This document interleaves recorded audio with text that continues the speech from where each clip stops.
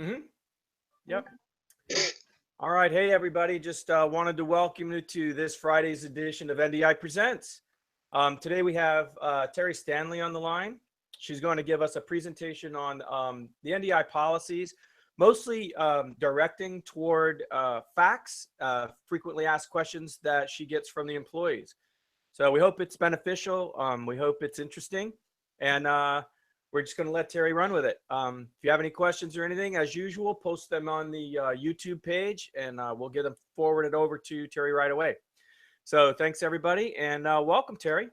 Hello. Hi, everyone. Thank you for joining. I apologize in advance if I'm a little awkward with sharing screens, but I'll get used to it. To Dave's mention, I'm going to talk about frequently asked questions, and really today's focus is going to be on paid leave that we have here at NDi, other versions of that, including jury duty and bereavement leave, and how exactly that all ties into payroll and expectations of you and things that we've experienced over the past year that we think revisiting this information would be a good opportunity to kind of refresh everyone's brains, but then also give them a sense for what they're responsible for. So I'm going to go ahead and share the screen.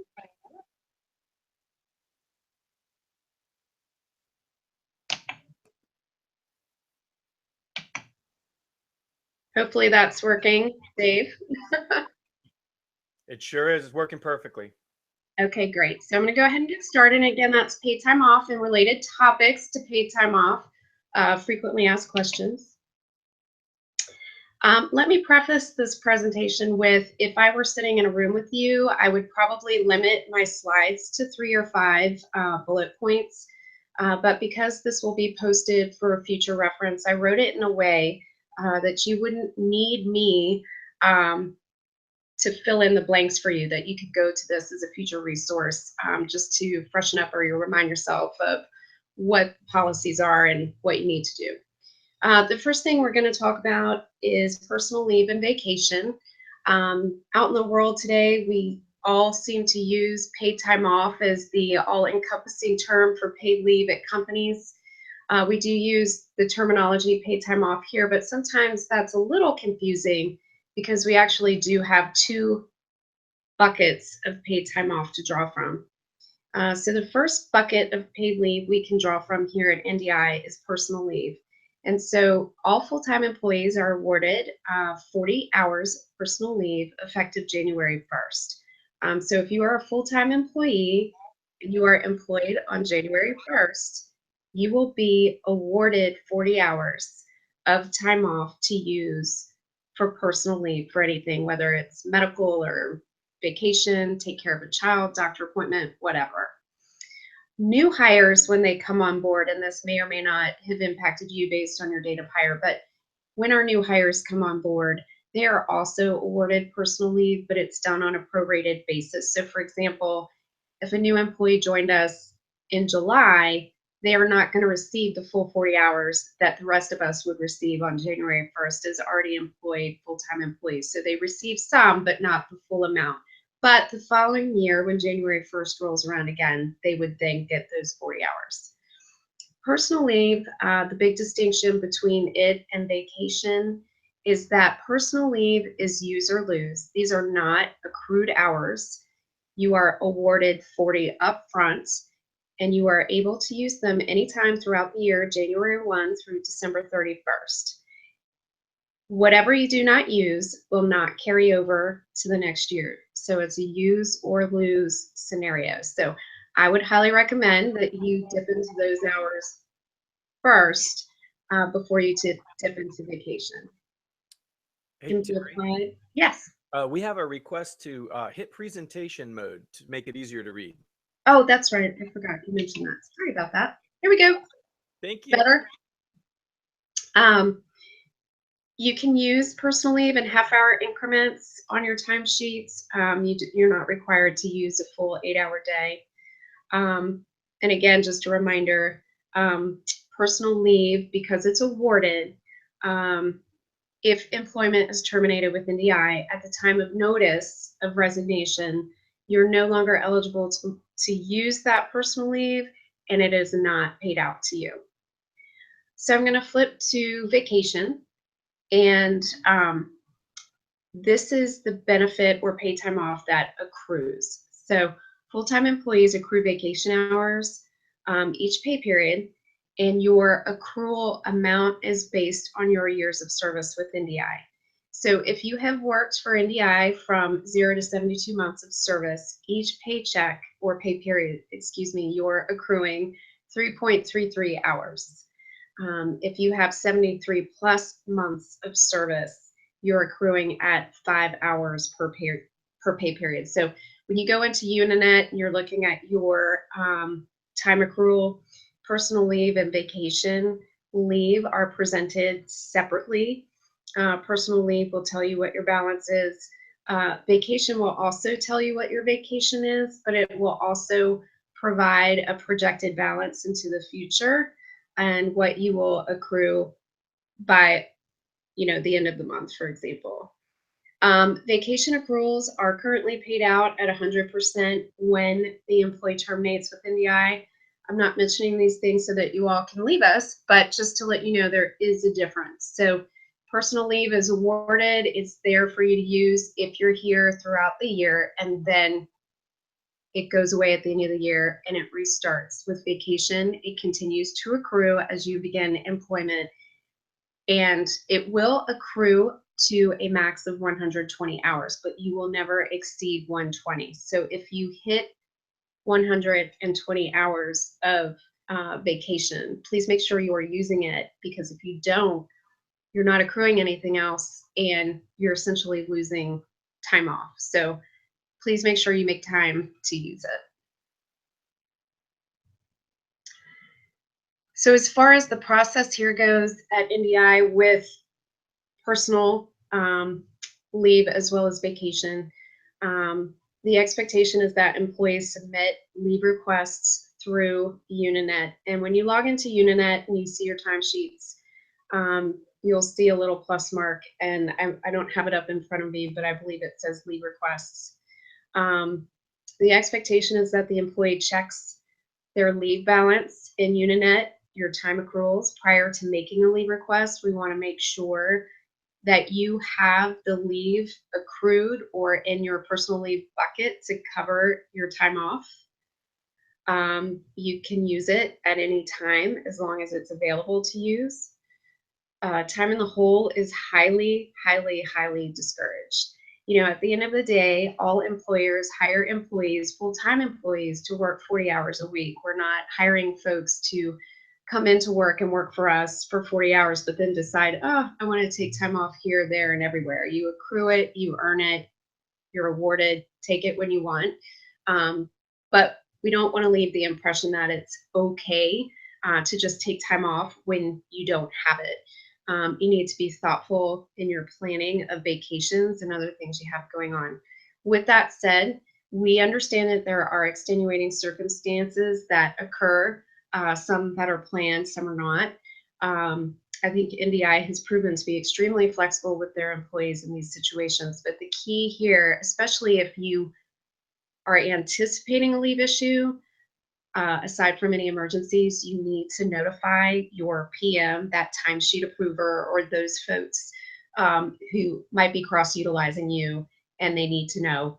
Then you need to contact me and accounting so we can walk you through the process, understand, what the circumstances are, and then go from there. Time off needs to be approved by your timesheet approver prior to your taking leave. If for some reason your timesheet approver has not approved your leave and you're cutting it close to the time off you want to take, feel free to follow up with HR and accounting. We can see the leave requests that have been made. I'm sure everybody's sensitive to not wanting to jump out of the chain of command, but honestly, sometimes PMs are busy, and even though that they're notified electronically, we're not in everybody's email to know how they manage it. So give them an opportunity to reply, but if you're getting worried about it and you're cutting it close, feel free to reach out and we'll follow up with the PM.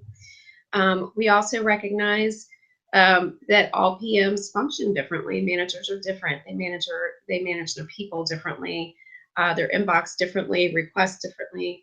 So it's always good practice to send the leave request, but also follow up with your timesheet approver or PM verbally. Don't make any assumption that they've seen your leave request in email. And it's always good to have a conversation, whether it's face-to-face or over the phone.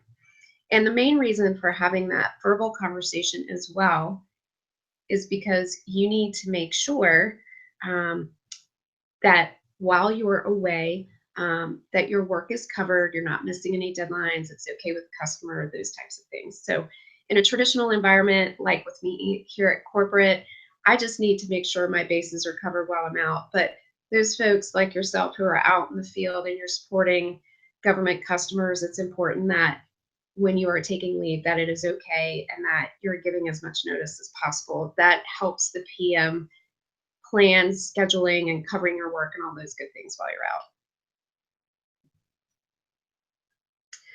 So I wanted to take a little bit of time out and talk about paid time off relative to medical leave. We have had some folks over the past year go out on medical leave, mostly for just surgery, planned surgeries. And we also did have one emergency present. So it's very important for you to understand what your responsibilities are and how it all factors in to medical leave here. So you can obviously take your personal leave and your vacation for medical reasons.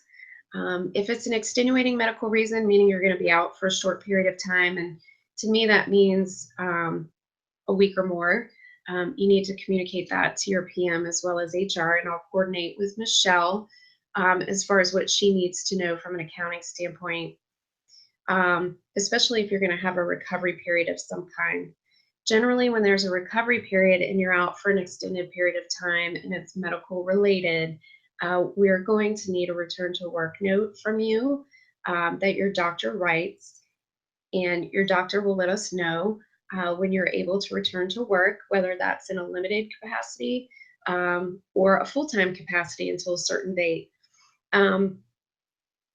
Mainly your health is important first and foremost. I know most people, if you're like me, you want to return to work pretty quickly. You don't want to be foreseen as an inconvenience or missing out on things you need to be doing. But with that said, you know, the reality is that your health comes first. That's most important. And only you and your doctor know when you're okay to come back to work. And so NDi needs to know that you're okay to come back to work. There are liability issues there, and we want to make sure that you are well to work. In the IT world, we're pretty fortunate to be able to work remotely, which in most cases are acceptable, but it's definitely case by case when these situations present. It depends on what you do for a living. You know, people forget that even though you can work remotely, that doesn't mean that you're okay to work. Sometimes medical procedures happen and you're taking pain medication, whatever, and we'll work with you if your doctor says, hey, it's okay for you to return, but we just need to have a conversation about it. And then in some cases, you're not ready to return to work for several weeks. So the scenarios vary. That's why it's important to engage your PM from a business standpoint, but then also engage HR and accounting so we can take care of the administrative pieces behind everything. Just a quick mention of short-term disability, only because it relates, but I don't want to take this entire presentation to talk about it. In the event that your medical situation becomes a short-term disability scenario, from an HR perspective, short-term disability means anything from 0 to 12 weeks. Doesn't mean that your short-term situation is going to last 12 weeks, but that's essentially what we're looking at. Here at NDi, we do offer short-term disability through Unum, long-term disability as well. NDi pays for it, and it's meant to supplement an employee's income in the event that you're out for an extended period of time for medical reasons. And again, because we're IT, we have some flexibility to work from home. Not all people need to access this benefit, but you have it, and it's important for you to know that you do. and that it will supplement your income if you're out for a period of time. The one thing I want folks to understand about this benefit and how it ties into your paid time off and medical leave, is that with our short-term disability policy, there's a 14-day elimination period. And what that means is that from the date that you go out on your medical leave, 14 days will pass before your short-term disability financial benefit kicks in. So you're basically looking at a 2-week window of time with no income paid by the policy, the short-term disability policy. And so if you're in a planned situation, you may be able to monitor your personal and vacation leave and make sure that you have all of that time or some of that time to fill in that 14-day elimination space. Because in order to qualify for short-term disability, you can't work at all. You can't be working in a part-time capacity. You have to be out completely. So a good example would be pregnancy. Generally, time off is 6 to 8 weeks, depending on what type of birth and assuming that everything is going well. So generally, the date of disability starts on the date of birth of the child.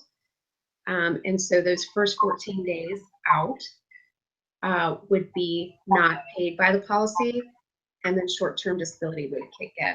So again, to go backward, here at NDi, you have personal leave and paid time off, personal leave and vacation leave to use to fill in that gap.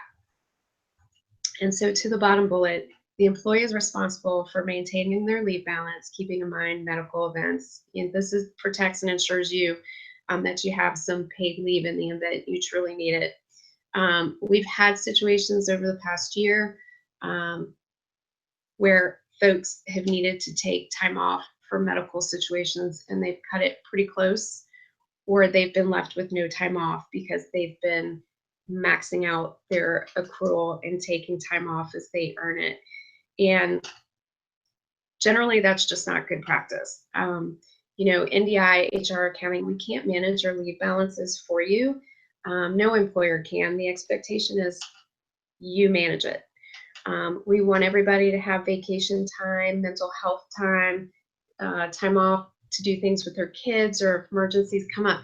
So it's really incumbent upon you, employee, to manage that time, because you don't ever want to be in a situation where there's an emergency, a medical one at that, your own, and then you're in this situation where you have no paid leave during this 14-day elimination period. Financially, that means something different to all of us. We all come in with different financial situations. And certainly NDi will work with you in coordinating all of these benefits, but I want to really just get back to the fact that you have paid leave here, vacation leave. Please make sure you're setting some of that time to the side in the event of an emergency or for medical reasons, because it does happen. And we did have a situation this year where someone unfortunately was caught in that situation of having burned through vacation time and then an emergency presented and was left with none. So we have a lot of great benefits here to support you, but we can't manage it for you. So just keep that in mind. So Terry, we've got a couple of questions. Okay, and I'm not seeing them. This is the newbie talking because I have my presentation screen up. I don't see the questions are popping up. So perfect. Should I? Okay. All right. So the first question is, are these time off balances and policies standard across organizations like ours? Are paid time off policies? Say again one more time. Are these time off balances and policies standard across organizations like ours? Yes. Let me answer very broadly. Private employers, we're a private employer, so I'm just going to talk about that. Every private employer has their own benefit package. They're not obligated by law, depending on what state, or in DC, for example, to provide paid leave. There are some states out there that do have some rules. It just depends on where you work. But at the end of the day, private employers with those laws in mind have the flexibility to choose what they offer their employees, and at what accrual. And so what we have is pretty standard. The personal leave feature, in my opinion, in my experience, is pretty generous. And the fact that as a new employee, you can join this company and already have time off. Also, as a full-time employee going into each year, you already know that you have 40 hours at your fingertips to use immediately. In my opinion, that's huge, because that's money that the company is fronting for your time off, and it's just there for you to use however you need to use it, when you need to use it. The vacation leave piece of what we offer is pretty standard, from an accrual standpoint, how we accrue it, and also the accrual schedule.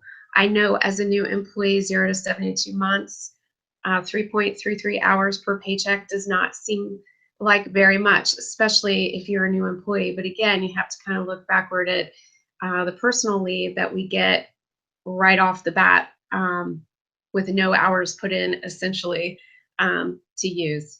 So policies and procedures for paid time off, I'm including personal leave and vacation in our case. In that, yes, it's standard across the board that there are policies on how employees are to use that time. And there are some companies, and most companies that I've worked with, who don't pay out your accrual 100% when you leave. And sometimes, those vacation balances aren't paid out in full, not paid out at all, or you have to meet certain terms in order to get the payout.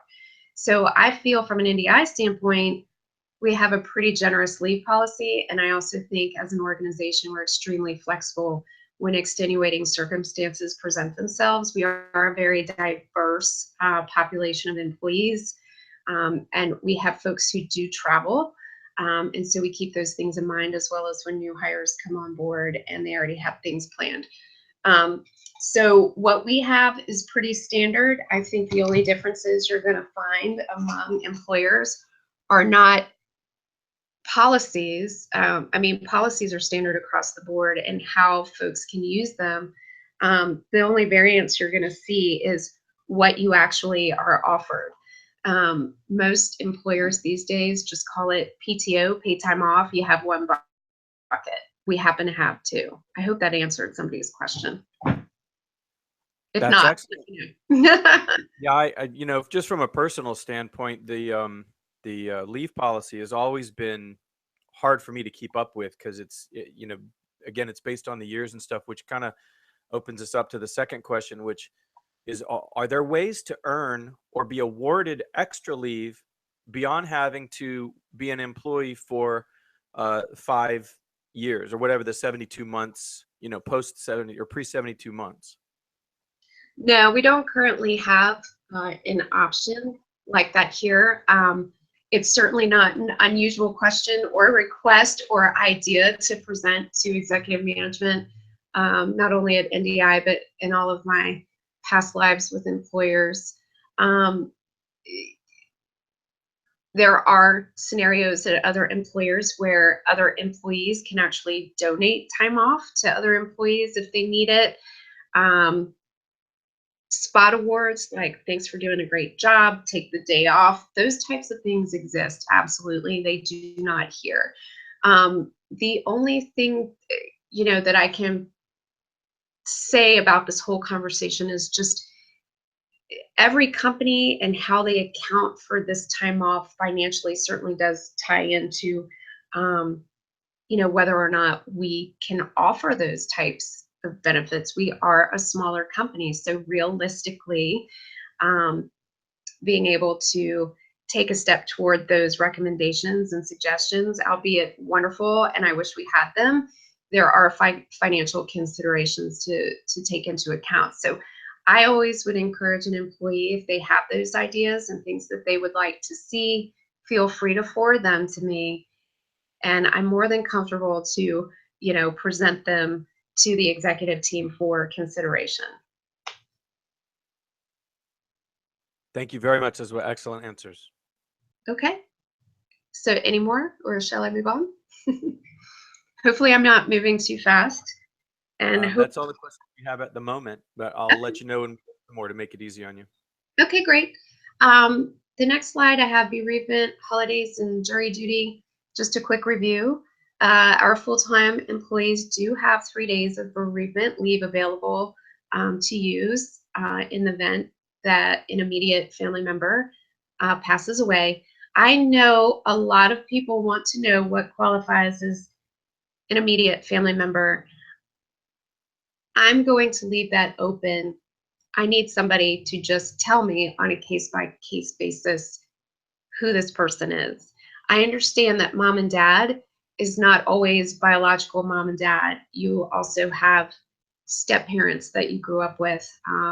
Likewise, half siblings or step siblings. And so I really think, as socially things become different and broader, immediate means different things to different people. But from a traditional standpoint, obviously it would be your parents, siblings, your spouse, your children, God forbid.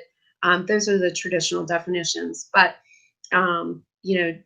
generally speaking, there are people in people's lives who really are an immediate family member. So we just need to have a conversation about it. Generally in bereavement situations, PMs are in the know for the most part with their employees about things that are going on. And so they're good about giving us a heads up. But in the event that you need to use these days, just notify your PM, notify HR. I'll work with accounting, so you have access to these days. Let's see, we obviously follow the federal government's holiday schedule. So we just have Memorial Day off. The next one will be July 4th and the following Labor Day. If you ever have any questions about that schedule, you can just go online and look at the OPM. You can see what they are. Even though these aren't holidays, they're still federal government recognized days off. So the sub-bullets, in the event we have inclement weather, we follow the government schedule, but please just keep in mind that NDi as a contractor, we have to receive approval from the customer to telework. Some of these inclement weather situations we can't anticipate because the weather forecast is accurate. Sometimes we can't, so we're winging it pretty quickly. But just keep in mind, filed in the back of your head, if there's a big weather event, we need to get approval from the customer to telework. So it's important to communicate with your PM, your plans if you're planning to work remotely. All of these communications you will see come through NetDed's email. So in these situations, I understand a lot of folks use FAA as their regular email. That's what they're looking at most during the day. But understand that anything that's NDi business related with regard to internal procedures and how we're addressing time off, things of that nature, you're always going to see in NetDed's email. So make sure you're checking that. Also, there are one-off days. So for example, there was Inauguration Day in January of this year. Again, it's one of those stay tuned through NetDed's email and see what we're communicating out.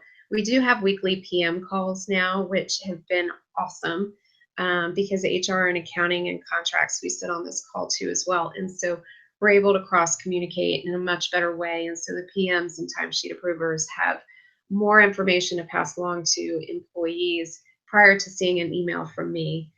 So we're trying to be as proactive as possible. Inauguration was a little odd this year because they didn't include Loudoun County, and NDi chose to make it a working day. So that's just something that the executives decide, and we make those decisions as they come along. Obviously, an inauguration doesn't happen every year. Not often thought of, but we have had a few employees be called for jury duty. So just a reminder that if jury duty happens to you and you receive a letter in the mail, you need to notify HR and accounting and your PM that there's a possibility you may have to serve, and you just need to scan or mail a copy to us so we can put it in your personnel file. In the event that you are chosen, you also need to let us know that and know the dates of when you expect to be out. If you are a full-time employee, we will pay you for up to 3 days for jury duty. And I'm not going to really get into it here, but if you do receive some compensation from the courts, accounting will work with you on how to handle that. We really haven't, the few folks who have had jury duty have been called for a day and they've been done. So pretty much what you just need to remember is that if you're selected, keep everybody in the loop. Let us see your letter. If you're chosen, let us know that. Let us know when you need to be off. We'll assist you with your timesheet and go from there.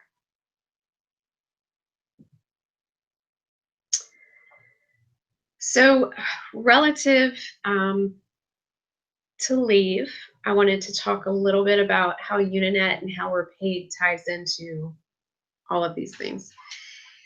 So for full-time employees at NDi, we are actually paid real time. So for example, the pay period we just ended on 5/31, the hours that you worked May 16th through May 31st, you are actually paid for that time on May 31st. So everything that we're doing in our current timesheet is paid to you in current time.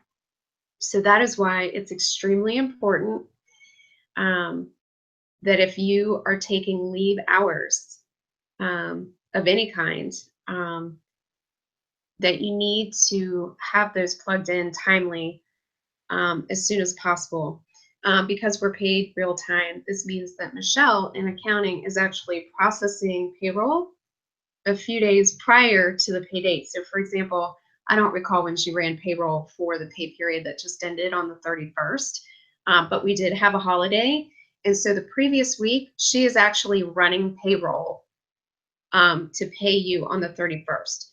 So if you took time off anywhere between the 16th and the 31st, the sooner you can plug that in, the better it will be from a payroll perspective, because we're not going to have to go back in and make adjustments because you didn't put in your time off timely. I hope that makes sense.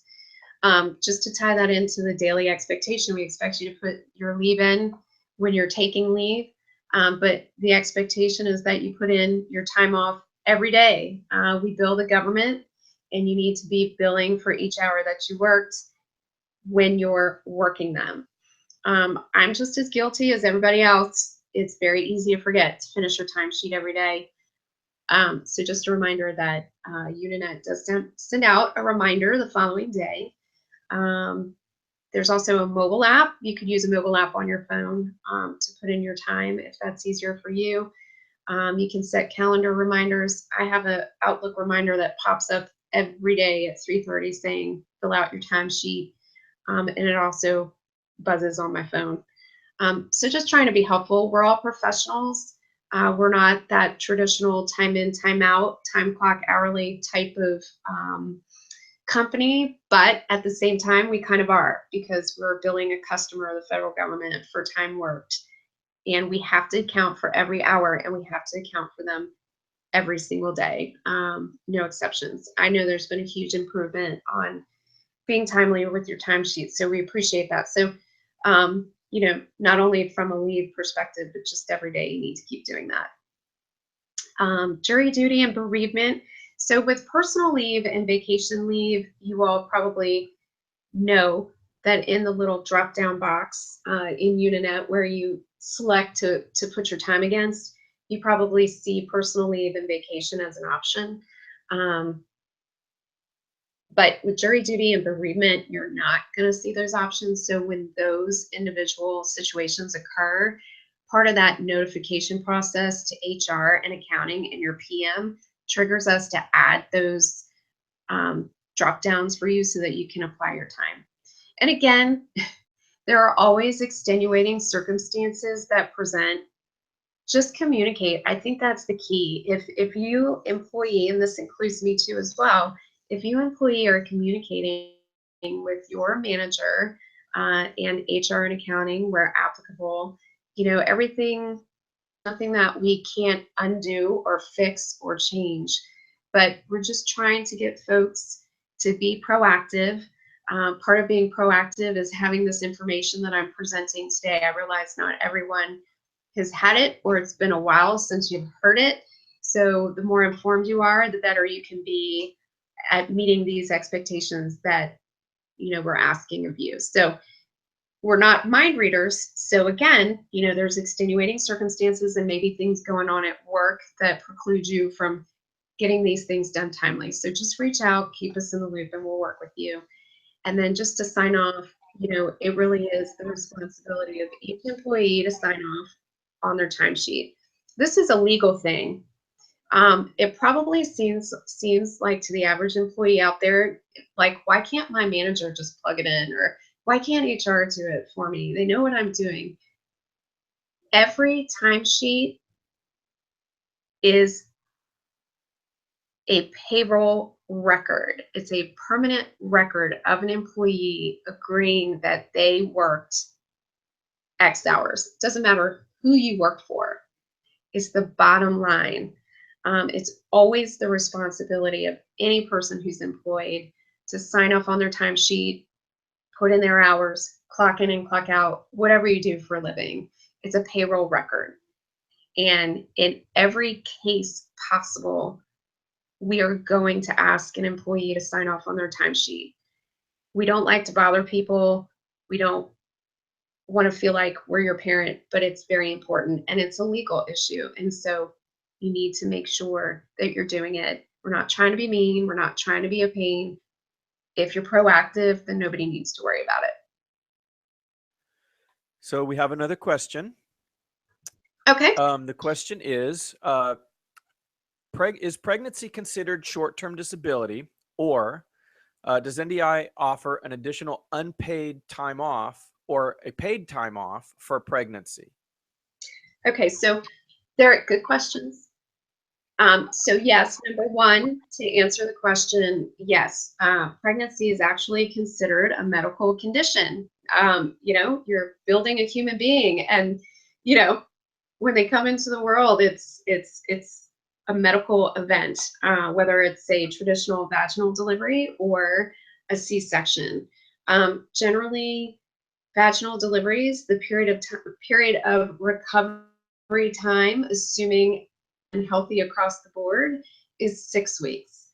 With a C-section, traditionally it's 8 weeks because there is surgery involved there and the recovery period is a little bit longer. So again, just let's assume everything's great and there are no complications.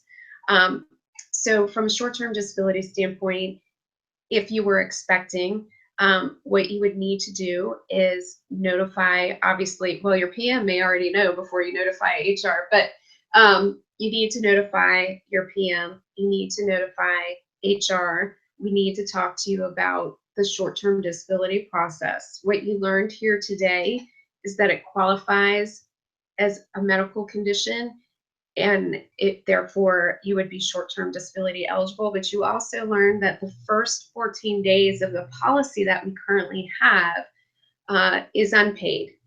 On the 15th day, your financial benefit from the policy will kick in, and that's up to 60% of your income weekly. There's a flat dollar amount. I don't have it in front of me.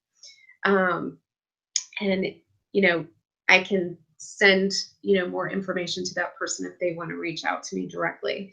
And so what happens is when we have advance notice, you'll have to fill out paperwork as employee. HR has to fill out a section of that paperwork, and your physician has to fill out a section of that paperwork. We send it off to Unum, who is the insurance carrier. The underwriters and claims folks will review it and approve it. Generally, your first date of leave will be the date of birth, unless for some reason the physician writes you out beforehand for, medical reasons.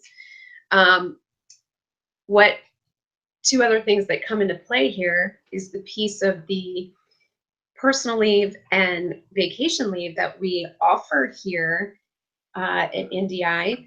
If this was planned, or even if it were a surprise, you're going to know at a point that you need to accrue some time off if you want to be on paid leave for those first 14 days.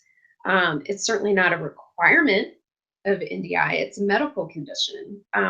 But certainly I would imagine most folks would like to financially plan and make sure that they do have some income during those 14 days. But as a rule, whatever the leave is here at NDi, in a medical situation, you are expected to exhaust whatever leave you have accrued, both personal and vacation, and we will apply that up until the point you're at an unpaid leave status. And I'm specifically talking to medical leave, and pregnancy is the example. I'm not talking about going off on vacation. So in this particular situation, NDi policy would be you would exhaust whatever leave you have, personal and vacation accrued, during these 14 days. It'll either cover the 14 days or a portion of it, or maybe you have zero. And that is fine. And then the short-term disability benefit will kick in on that 15th day. So that's where NDi is, and that is where the short-term disability benefit works. But also understand, by law, there's the Family Medical Leave Act, which is a federal law that protects an employee's job up to 12 weeks unpaid in the event that there is a medical need. So again, pregnancy would qualify. So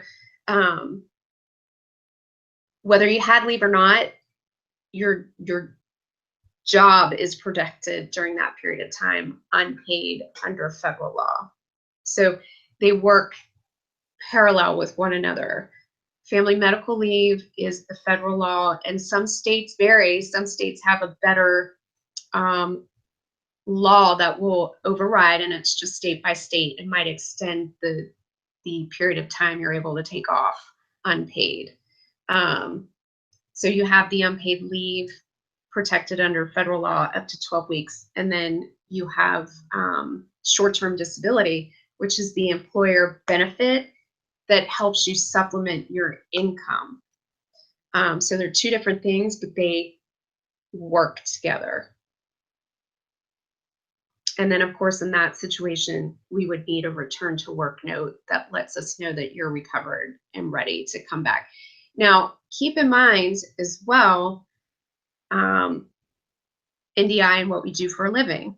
You know, if you're going to be out for any period of time, the sooner we know, the better we can plan, the better that the PM can reach out and look at resource allocation within NDi for coverage, and then also to inform the customer and deal with any concerns or expectation for that period of time that you're out. So there are a lot of things in in that particular scenario, and with anything medical, honestly, lots of different moving parts and things to be considered. So I hope I helped. Pregnancy is pretty obvious. It's not going to not be approved. It is a medical condition, but just kind of a disclaimer out there. Unum, the insurance carrier, they are the folks who approve your claim to short-term disability. And that is why they require information from you, from HR, but also from your physician that states what the medical issue is, the dates that you're expected to be out. Can you return in a part-time capacity in any way? Those types of things. So it's not a difficult process. There are just a lot of moving parts.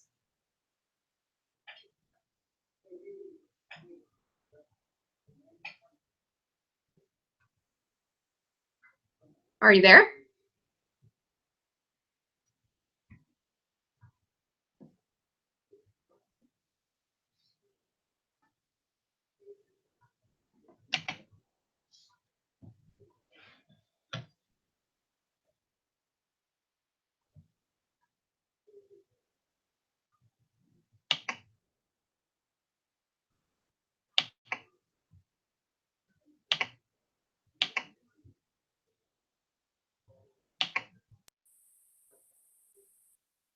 All right. We seem to have lost audio with Terry, and it looks like we might have even lost video at this point. Well, there we go. Am I back? You're back with audio, but I don't have you on video anymore. I'm gonna click this thing. Where did, minus my face, where did I fall off in my explanation? Right at the end of the pregnancy discussion. I think you answered the question perfectly, and you said, how was that? And I said, great, and that was it. Okay, so you dropped off. I'll fiddle with my camera in a minute, but at least you can hear me. Yeah. So, you know, anyone is welcome to send questions to me at any time. Certainly, any topics you would like to hear more about from a policy standpoint, and how they're handled here at NDi, or maybe just more information about our benefits. But I just want folks to understand that we, unbeknownst to others, because it's all private, we have had several scenarios present over the year. Some have run smoothly, some bumpy. We always work them out because we do have these policies in place so that everybody knows what everyone's responsibilities are and who's doing what. And I think the biggest takeaway as well is that surely anyone should know that if they have any vacation or personal leave questions or medical leave questions or concerns and how that all works, that is what human resources is for. Michelle and I, our jobs overlap a little bit because we do need to work together in certain ways depending on what's going on. So if one is not available, feel free to reach out to the other. We talk every day. We see each other every day. And we both have the same policy and procedure information. So we just want to let folks know that we're accessible to you. But also understand there are, those everyday expectations, and hopefully today helps enlighten those who were not, and maybe reinforce why we have policies in place. Uninet is its own tool. We have our own payroll processes here. We have 2 different accruals. We work for the government. We've got a lot of things going on. So there's a method to the madness, and we promise we're not trying to make everybody's life miserable, but it needs to be fair and consistent, and everyone needs to be accountable. But we do have great benefits here. I wholeheartedly support that. We definitely have an executive team, even though they might feel removed from folks who aren't here every day. They really do care, and they're very thoughtful of their employees and what they have access to in terms of leave and other benefits. So I'm really confident in that. So we'll do anything we can to work with you guys when you need it. Outstanding. All right, let's open it up to questions. If anybody has anything else that they'd like to ask, I've got my eyes on the chat screen still.